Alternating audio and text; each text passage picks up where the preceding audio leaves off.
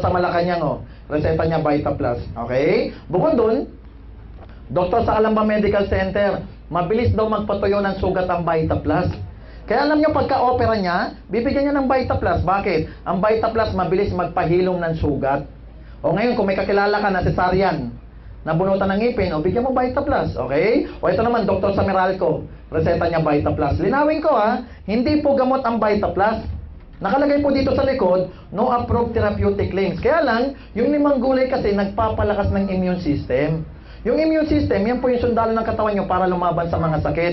O para mas maintindihan nyo ako, ito yung sample ko. Nasugatan ka, huwag kang uminom ng gamot, kusang gumagaling. Bakit? May sarili kang gamot. Ang trabaho ng Vita Plus, palakasin yung sarili mong gamot para mas lumaban sa mga sakit. Pag di na kasi kaya ng immune system mo, hospital bagsak mo. Tama? Parang ganito lang yan, para mas maintindihan nyo. Wala naman kayong sakit bakit kayo nagba-vitamin C? Sige nga. Wala ka naman ubo at sipon, nagba-vitamin C ka araw-araw. Bakit? Ayaw mo magkaubo at ayaw mo rin magkasipon. Di ba nag-iiwas sakit ka? O Vita Plus pang iwas sakit din. Maliwanag po ba? Alam nyo no, marami na tulungan yung Vita Plus. Kasi gulay ho siya nagpapalakas ng immune system. O ito yung mga natulungan. Bigyan natin ng sample. Etong mama na to, diabetic po siya. Ang sugar level niya umabot po ng 400. Sobrang taas po yun. Ang normal, 90 to 100. Napako po siya, tumago sa ibabaw, nabulok. Sir, tingnan mo, nabulok. Sige, sir, titigan mo. Para masarap kain mo mamaya, sir. Sige. Yan ang nabulok ko. Alam mo, no? Pag ang tao diabetic, matamtax ka lang, kauwi yan, putol. Kasi pag nasugatan ka, hindi basta gumagaling. O pero ito good news, March 12, 2006, pagdating ng March 31, 2 linggo lang, tingnan nyo yung paa.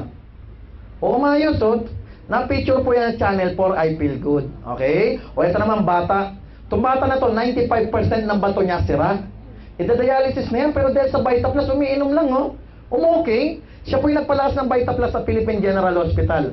Kaya sa PGH po, meron regular orientation doon. Every Tuesday, 5:30. Pasyal ka lang doon, dala ka ng tao, mga doktor nagpapaliwanag, okay? O ito bata, may los-los. Linawin ko hindi po ako yan. Okay, at least maliwanag ang sama ng tingin mo pare Yung bata na may los-los, inoperahan, nagkaroon ng komplikasyon. Alam mo nangayayat. Alam mo, umiinom lang siya ng 1 sachet every 3 hours, dating payat. Ito na tumaba Kasi alam niyo ba, Vita Plus nakakapagpapayat, nakakapagpataba. O bigyan natin ng tip, paano magpapapayat. Yan ang problema ng karamihan O ito sagot, pag magpapapayat, mas marami yun Kapag magpapapayat ka, 30 minutes bago ka kumain, uminom ka na muna. Pag uminom ka, mabubusog ka, gulay. Pag nabusog ka, mawawalan ka ng gana. Ngayon, hindi ka ganong makapakain, lalo kanin. Alam nyo ba, rice ang pinakamalakas magpataba? Kaya huwag ka nang mag-rice, kapos tayo ng rice. Okay ba yun, sir? O magkamote ng tayo. Alam nyo, ito pag nabusog ka, hindi ka na ganong makakain. Okay? Pag magpapataba naman, kain muna bago ka uminom. Linawin ko pag magpapapayat, 30 minutes bago kumain, inom muna. Mabubusog ka, mawawalan ka ng gana. Okay? Ngayayat ka ngayon. Sariling taba mo, ang susunugin ng katawan mo kasi, okay? Pag magpapataba naman, kain, tapos inom. Maliwanag? O baliko tayo.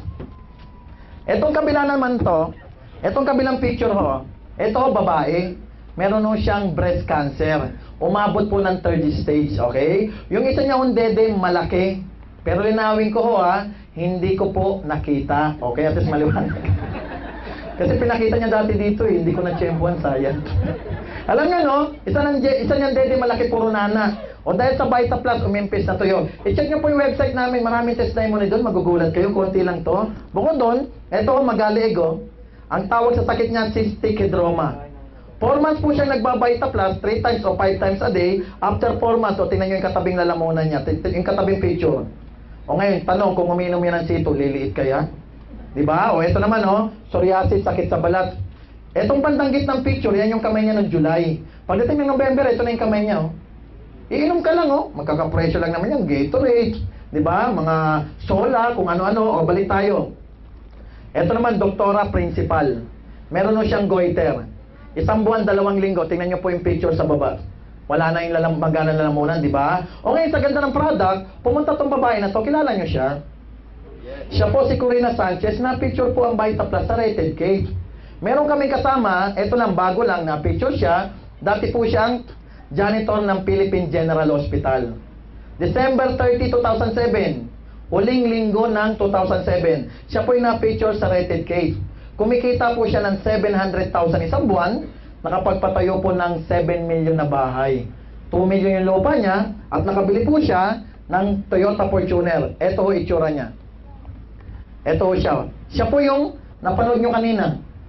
Kumikita po yan ng 700,000 isang buwan. Gusto mo rin, sir, mag 700,000 isang buwan? Gusto mo rin, sir? O mag-janitor ka muna, sir? Parang ang hirap naman ang kondisyon.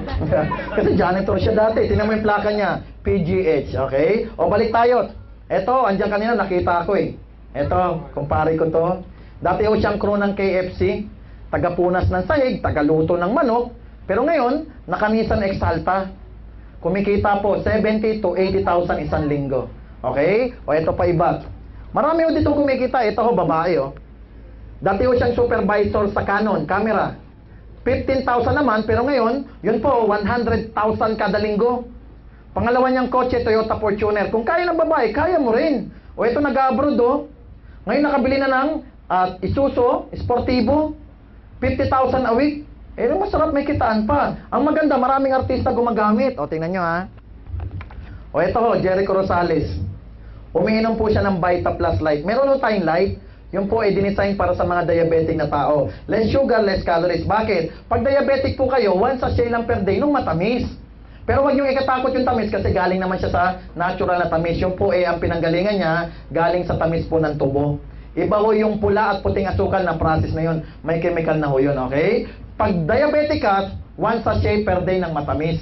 Pero kung diabetic ka, gusto mong uminom na marami, bumili ka ng Vita Plus Light. Yung Vita Plus Light, pwede nyo na hong laklakin. Okay? Pero kung ikaw naman hindi diabetic, uminom ka ng matamis, marami, okay lang, wala namang problema. Okay? Bukod doon, eto, kilala nyo si Ethel Buba. Si Ethel Buba, meron nung siyang cyst sa dede at sa matres. Alam nyo dahil sa Vita Plus, umayos. Kaya ang lakas niyang gumamit ng Vita Plus, user ho namin siya. Alam niyo ba, bago ako magtuloy, alam niyo ba yung cyst ni Ethel Buba sa dede at sa matres, nanggaling ho pala sa kape? O, tamo, natakot si ma'am, oh. Malakas ka magkape, ma'am, no? Matapang, malakas, di masyado. Pero huwag naman kayo matakot. Iba naman yung kape nyo kasi sa kape ni Ethel Buba. Malayo yung kape nyo sa kape niya. Bakit? Ano ba yung kape niya? Malayo sa inyo. Kasi yung kape niya, yung ano po yung kape pisil. Ganun, okay? Yun yung kape niya, kape pisil. Meron pa yung isa yung kape pindot. Diba? Kape rin naman siya. Meron pa ng isa eh, kape piga. Okay? Alam niyo bakit siya nagkaroon ng cyst sa dede sa matres? Bakit? Tingnan nyo. Ang laki ng pumipisil ayun, no? Kilala nyo ba yan? Di ba? Inaward ko kami outstanding herbal juice drink. Ito lang nung March 2007. Ito yung BPAD certificate namin. Ito naman po yung halal sa mga kapatid nating Muslim. At ito naman po yung US Food and Drug. So ano masarap doon? Kahit sino pwedeng uminom ng Vita Plus. Ang maganda ito. Pwede ka nang guminhawa sa kalusugan. Alam nyo ba pwede pa kayong kumita kagaya nung nangyayari sa amin? Alam nyo ba sa Vita Plus kung magugustuhan nyo lang, okay? Sa Vita Plus kasi, kung kayo maengganyo, pwede ko kayong kumita dito ng 15,000 sa loob ng isang araw. Okay na sa yan, sir?